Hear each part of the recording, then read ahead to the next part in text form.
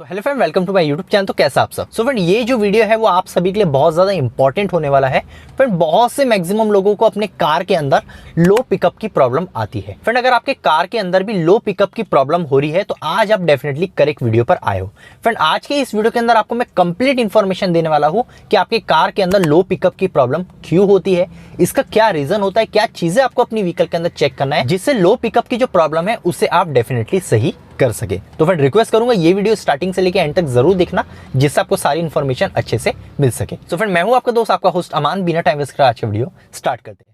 अब फ्रेंड, यहाँ अगर आपकी कार के अंदर लो पिकअप की प्रॉब्लम हो रही है, लाइक अगर आपको ऐसा फील हो रहा है आपकी कार का जो पिकअप है वो बहुत ही ज्यादा लो हो गया है या कार जो है वो बिल्कुल अच्छे से पिकअप नहीं ले रही है, तो इसके कुछ मोस्ट कॉमन रीजन होते हैं। वो सारी चीजें मैं आपको पॉइंट वाइज एक्सप्लेन करता हूँ। तो फ्रेंड, पहला जो रीजन आ जाता है वो आ जाता है आपकी कार का डर्टी एयर फिल्टर। अब फ्रेंड, आपके कार का जो एयर फिल्टर है अगर वो उसकी कंडीशन बहुत ज्यादा खराब रहेंगी तो या फिर हो सकता है उसके अंदर बहुत डस्ट हो गई, एक तरह से वो उसके फिल्टर्स जो है वो बहुत ज्यादा ब्लॉक हो गए हैं, तो ऐसे कंडीशन में जो लो पिकअप की प्रॉब्लम हमें देखने को मिलती है। क्योंकि फ्रेंड, कंबशन चेंबर जो होता है वहां एयर की क्वांटिटी और फ्यूल की क्वांटिटी प्रॉपर होना चाहिए। तो ऐसे कंडीशन में होगा क्या, एयर की क्वांटिटी जो है वो कंबशन चेंबर में बहुत कम जाएंगी, जिससे क्या होगा आपको पिकअप में बहुत ज्यादा प्रॉब्लम देखने को मिलेगी। तो एयर फिल्टर आपको चेक करना है कि उसकी कंडीशन क्या है। अगर वो बहुत ज्यादा गंदा हो गया है, खराब हो गया है, तो उसे इमीडिएटली आप रिप्लेस करो, आपकी पिकअप की जो प्रॉब्लम है वो डेफिनेटली सॉल्व हो जाएंगी। बट नेक्स्ट एक रीजन होता है आपके मैफ सेंसर का, जिसे मास एयर फ्लो सेंसर भी कहा जाता है। अब फ्रेंड, बहुत सा टाइम क्या होता है, हो सकता है मैफ सेंसर के अंदर कहीं ना कहीं कोई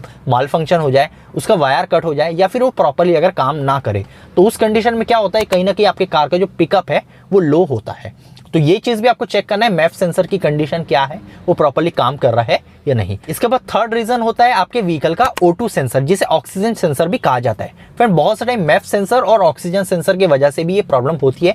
अगर आपके व्हीकल का ऑक्सीजन सेंसर कहीं ना कहीं प्रॉपर काम नहीं कर रहा है तो उस कंडीशन में होता है क्या, आपके कार का जो पिकअप है वो कहीं ना कहीं रिड्यूस हो जाता है। तो ये चीज भी आपको चेक करना है, आपके कार का जो ऑक्सीजन सेंसर है वो प्रॉपर काम कर रहा है या नहीं। ये भी एक रीजन होता है कार के लो पिकअप का। इसके बाद फोर्थ नंबर पे आ जाता है आपकी कार की throttle body. Throttle body friend, आपको पता होगा थ्रोटल बॉडी का मेन काम यही होता है, जितना भी आपके कार के अंदर एयर इनटेक होता है, जो भी एयर की क्वांटिटी कंबशन चेंबर में जाना चाहिए वो थ्रोटल बॉडी डिसाइड करती है। इलेक्ट्रॉनिक थ्रोटल बॉडी भी होती है और मैनुअल भी होती है। जब आप व्हीकल को एक्सेलरेट करते हो तो थ्रोटल बॉडी के अंदर एक प्लेट लगी होती है जो कि ये डिसाइड करती है कि कितनी quantity of air combustion chamber में जाना चाहिए।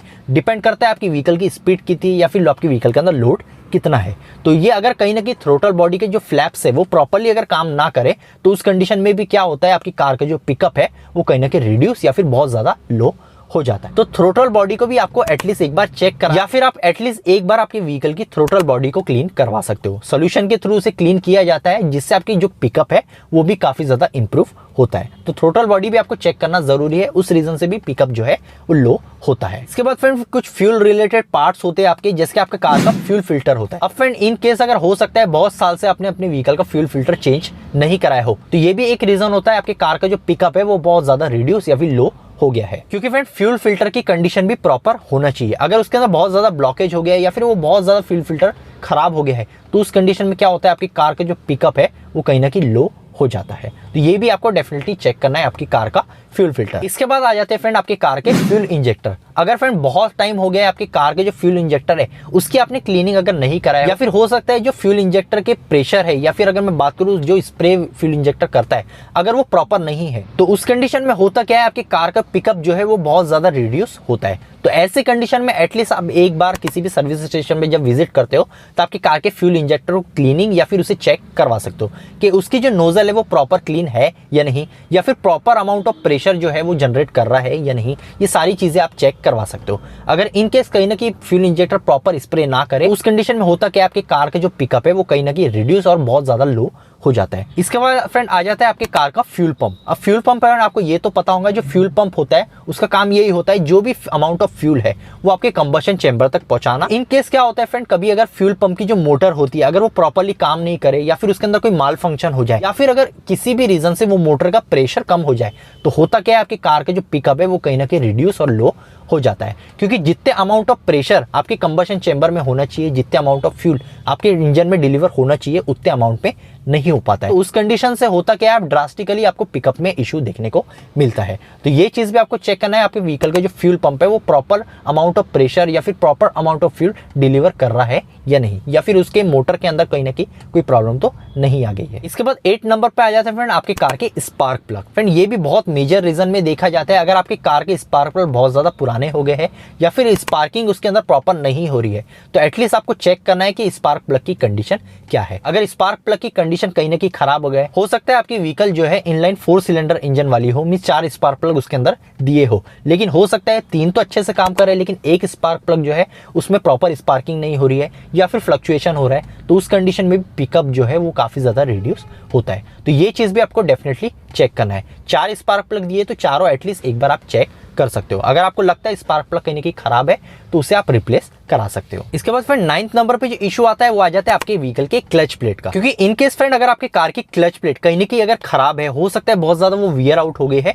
तो प्रॉपर्ली फ्रिक्शन नहीं हो पाता है। ऐसे कंडीशन में होता क्या है फ्रेंड, आपकी कार का जो पिकअप है वो बहुत ज्यादा लो हो जाता है। तो ये चीज भी आपको एटलीस्ट एक बार चेक करना है कि आपकी क्लच की कंडीशन क्या है। हो सकता है आपकी कार की जो क्लच प्लेट है अगर वो कहीं ना कहीं वियर आउट हो गई है, खराब हो गई है, तो उस कंडीशन में पिकअप बहुत ज्यादा लो होता है। उस कंडीशन में आपकी कार का जो क्लच सेट है उसे आप रिप्लेस करा सकते हो। जैसे ही आप रिप्लेस कराते हो तो आपकी कार का जो पिकअप है और जो उसकी परफॉर्मेंस है वो और ज्यादा बढ़ जाती है। तो ये भी व्हीकल्स के अंदर मोस्ट कॉमन रीजन देखा जाता है। इसके बाद फ्रेंड एक रीजन ये भी होता है, जैसे आपको पता है फ्रेंड आपकी कार का जो इंजन है और आपकी कार का जो गियर बॉक्स है, तो वहां पे एक मेन ऑयल सील लगी होती है। मेन ऑयल सील का काम यही होता है, जो भी इंजन के अंदर ऑयल लुब्रिकेट हो रहा है उसे रोकने का काम वो करती है। अब बहुत से टाइम क्या होता है फ्रेंड, जो मेन ऑयल सील होती है वो कहीं ना कहीं लीक कर जाती है और मेन ऑयल सील के आगे ही आपकी क्लच प्लेट और प्रेशर प्लेट की अरेंजमेंट होती है। अब बहुत से टाइम क्या होता है, अगर वो ऑयल कहीं ना कहीं लीक हो जाए और आपके क्लच प्लेट के ऊपर अगर वो आ जाए, तो यहाँ बहुत से टाइम क्या होता है, स्लिपिंग के चांसेस होते हैं। मींस ऑयल की वजह से प्रॉपर फ्रिक्शन नहीं होता है और ऐसे कंडीशन में क्लच प्लेट और प्रेशर प्लेट जो होती है उसके बीच में बहुत ज्यादा स्लिपिंग